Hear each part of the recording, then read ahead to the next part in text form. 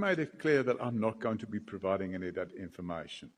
It's just not going to be advanced. And we can sit here all day and you can ask me a million questions. I will not provide that information. I'm entitled to protect my own personal interests and to protect my family interests. And I intend to do that, Chairman.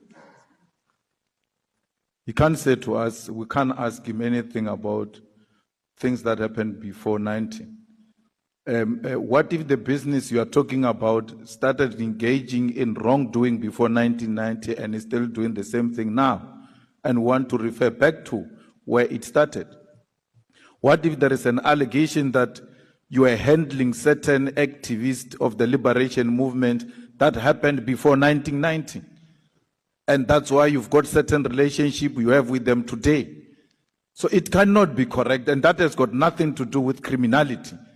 That has got everything to do with trying to demonstrate that you have captured criminal justice system way before even 1994. So it can't be correct, Chair, especially after taking an oath that is going to answer every question here and answer it truthfully.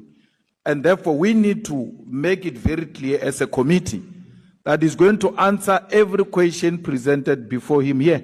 He's under oath. And it's not going to tell us here that we can sit here the whole day and ask him questions. He's not going to answer those questions. He's going to have to answer those questions. He has taken an oath to answer the questions. And that must be made very clear to him.